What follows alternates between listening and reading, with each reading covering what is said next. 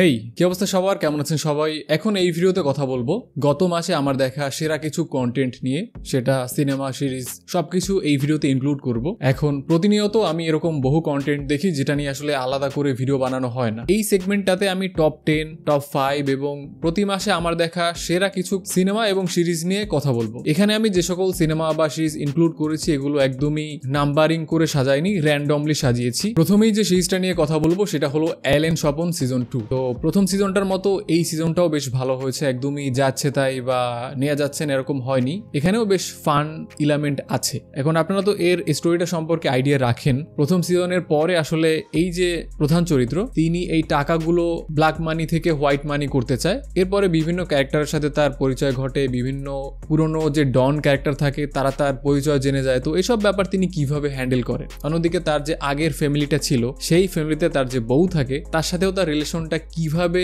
সামনে আগায়। ওই লোকটা তিনি কি তার হাজবেন্ডের বড় ভাই হিসেবে দেখে নাকি তার হাজবেন্ডকে তিনি চিনতে পারে। তো এসব ব্যাপারের মধ্যে আলাদা একটা ইন্টেন্স থাকে। সব মিলিয়ে আমি বলবো অ্যালেন স্বপন সিজন 2 বেশ ভালোই হয়েছে, দেখার মতো, একদম ফেলে দেওয়ার মতো না। এবং এখানে যে বিষয়টা আমার খুব ভালো লেগেছে সেটা হলো বাংলাদেশি জনপ্রিয় সিরিজগুলোর ক্ষেত্রে আপনি দেখবেন যে তারা অনেক দেরি করে পরের সিজনটা আনে। এই যে ধরেন মহানগর, এত জনপ্রিয় একটা সিরিজ, এর পরের সিজন কবে আসবে হয়তো ডিরেক্টরও জানে না। তো এক্ষেত্রে সমস্যা যেটা হয়, দর্শক আসলে এসব কন্টেন্ট থেকে আগ্রহ হারিয়ে ফেলে। এত কন্টেন্ট তারা দেখে, দেশ বিদেশের এত সিরিজ সিনেমা আসে প্রতিনিয়ত। তো ওই যে একটা হাইপ, পরের সিজনটা দেখার জন্য যে একটা উন্মাদনা, এটা কিন্তু অনেকাংশেই কমে যায়। তো এই বিষয়টা থেকে বাংলাদেশি সিরিজগুলো অনেক পিছিয়ে আছে, যে ব্যাপারটা থেকে হয়তো হলিউডের সিরিজগুলো বা বলিউডের সিরিজগুলো পিছিয়ে নেই। তারা কিন্তু জানে যে একটা ফ্যান বেস ক্রিয়েট করে সেটাকে কিভাবে হ্যান্ডেল করতে হয়। এবং অ্যালেন স্বপনের দ্বিতীয় সিজনে এই বিষয়টা আমার ভালো লেগেছে। তারা অনেক সময় নেয়নি, বছরের পর বছর টাইম নিয়ে একটা সিজন আনা, এবং এই ব্যাপারটা আসলে অর্থিত না। কারণ আমাদের বাংলাদেশি কন্টেন্টের যে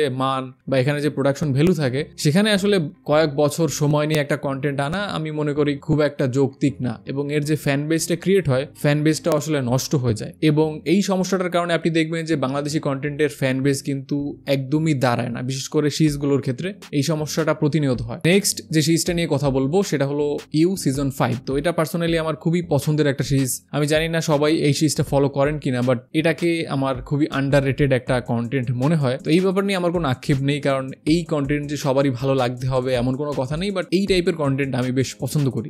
এই সিজন 5-এ দেখা যায় এই ক্যারেক্টারটা বিভিন্ন সমস্যার সম্মুখীন হয়। তবে দুঃখজনক ব্যাপার হলো প্রথম 3-4টা এপিসোডে আসলে তেমন কিছুই ঘটে না। 4 নাম্বার সিজনে যে সমস্যাটা ছিল, যে একই ব্যাপার আমরা দেখতেছি বারবার রিপিট হচ্ছে। জো গোল্ডবার্গ বিভিন্ন ক্রাইম করে প্রত্যেকটা বার পার পেয়ে যাচ্ছে। এই ব্যাপারটা আসলে দেখতে দেখতে আমিও বিরক্ত হয়ে গেছি। বাট এই সিজনে 4টা এপিসোডের পর পুরো জমে ক্ষীর হয়ে যায়। তবে এই সিজনে কেট এবং ব্রন্টের যে ক্যারেক্টার দুইটা, এই ক্যারেক্টার দুইটা আমার কাছে চমৎকার লেগেছে। এবং বিশেষ করে কেট, এই ক্যারেক্টারটা এত বেশি ম্যাচিওর এবং প্রত্যেকটা জিনিস তিনি এত ম্যাচিওরলি হ্যান্ডেল করে, মানে এই ব্যাপারটা আমার ফ্যাসিনেটিং লেগেছে। অন্যদিকে এই যে কেটের যে বোন থাকে, তো বোনটা যে ডবল রোল যেভাবে প্লে করে, মানে এই ক্যারেক্টারটার যে পার্সোনালিটি সুইচ এত চমৎকার, মানে দেখার মতো। সো এই সিজনটার যারা ফলোয়ার আছেন, যারা প্রতিনিয়ত সিজনটা ফলো করেন, বিশেষ করে প্রথম সিজনগুলো যারা দেখেছেন তারাও এটা ট্রাই করতে পারেন। যেহেতু এটা শেষ সিজন, সেহেতু এটা আপনি দেখে নিতেই পারেন। যদি এটা সিজন 4 হতো দেন এটা আমি একদমই আপনাকে রিকমেন্ড করতাম না, বাট এই সিজনটা বেশ ভালো হয়েছে। বিশেষ করে 4টা এপিসোডের পর জাস্ট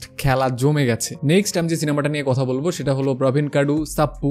যদি উচ্চারণ ভুল করে থাকি দেন সরি। মালায়ালাম সিনেমার নাম এরকম অড হয়, যেটা আসলে উচ্চারণ করতে গেলে দাঁত মুখ ভেঙে যায়। বাসিল জোসেফ জাস্ট একের পর এক বোম নিয়ে আসতেছে। তো এই সিনেমার যে স্টোরিটা, প্লটটা এরকম যে এখানে একটা বার থাকে, বার বলাটা আসলে ভুল হবে, বলতে পারেন যে মদের দোকান থাকে। তো সেখানে একটা মানুষ গলায় রশি দিয়ে মারা যায়। এরপরে ওইটা খুন ছিল নাকি মার্ডার ছিল, সরি সুইসাইড ছিল, এইটা নিয়ে মূলত সিনেমাটা। এবং সিনেমার যে ইনভেস্টিগেট পার্টটাও বেশ ইন্টারেস্টিং। ইনভেস্টিগেট পার্টটা বাসিল জোসেফ হ্যান্ডেল করে। তো এই ক্যারেক্টারটার মধ্যে আলাদা একটা শেড আছে। এই ক্যারেক্টারটা যে ভালো নাকি খারাপ এই ব্যাপারটা আপনি বুঝতে পারবেন না। কিছু জায়গায় মনে হবে যে খুবই ভালো, আবার কিছু জায়গায় মনে হবে যে খারাপ। এবং এর যে এন্ডিংটাও বেশ ভালো। আগে থেকে হয়তো অনেকেই বিষয়টা প্রেডিক্ট করতে পারবেন না, বাট দুঃখজনক ব্যাপার হলো সিনেমার ফার্স্ট হাফের একটু পরেই আমি প্রেডিক্ট করতে পেরেছি। বাট স্টিল সিনেমাটা আমি বেশ এনজয় করেছি, আপনারা ডেফিনেটলি ট্রাই করতে পারেন।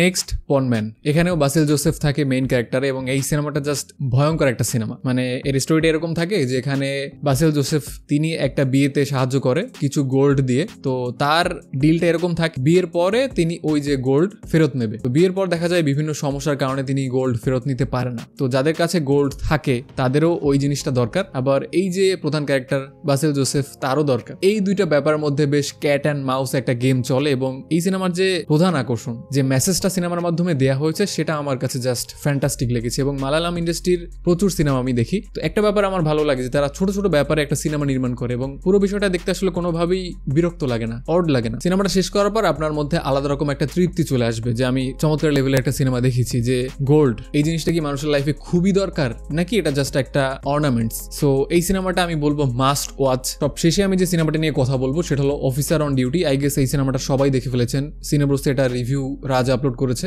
সো এই সিনেমাটাও আমার কাছে খুবই ভালো লেগেছে। বিশেষ করে আমরা তো প্রতিনিয়ত অনেক সিনেমা দেখি, তো সেখানে দেখা যায় যে যারা নেগেটিভ রোলে থাকে তো তাদের যে লজিক অত বেশি স্ট্রং থাকে না, বাট এই সিনেমায় নেগেটিভ রোলও যারা প্লে করতেছে তারা একের পর এক ক্রাইমগুলো যে করতেছে সেটার পেছনেও কিন্তু স্ট্রং একটা লজিক আছে। এবং এই যে ভিলেন টিমটা জাস্ট ফ্যাসিনেটিং, মানে এত স্ট্রং এবং এত স্মার্ট। তো এই সিনেমাটাও জাস্ট ফ্যান্টাস্টিক একটা সিনেমা হয়েছে। এবং এন্ডিংটা, বিশেষ করে বিভিন্ন সিনেমার এন্ডিং নিয়ে আমার কমপ্লেইন থাকে যে প্রপার একটা সমাপ্তি কেন টানা হলো না। অনেক ডিরেক্টর কি করে যে এমন একটা এন্ডিং টানে যেখানে আপনার মনে হবে যে এটার হয়তো দ্বিতীয় পার্ট আসতে পারে আবার নাও আসতে পারে। এই ছিল গত মাসে, এপ্রিল মাসে আমার দেখা টপ কন্টেন্ট গুলো। এর বাইরেও আমি অসংখ্য সিনেমা দেখেছি বা সিরিজ দেখেছি, বাট সেগুলো নিয়ে আমি মনে করি যে আলাদা করে কথা বলা একদমই অর্থিত হবে না, এবং সেগুলো আপনাদের রিকমেন্ড করলেও যে সময়টা আপনাদের জন্য অর্থিত হবে সেটাও আমি মনে করি না। তো বোনাস হিসেবে আমি জাস্ট আপনাদের আরেকটা সিনেমা রিকমেন্ড করতে পারি, সেটা হলো রেখাচিত্রাম, মালায়ালাম সিনেমা। এটাও বেশ পুরনো একটা সিনেমা বলা যায়, বাট আমি অনেক দেরি করে দেখি, সো এই সিনেমাটাও আপনারা ট্রাই করতে পারেন।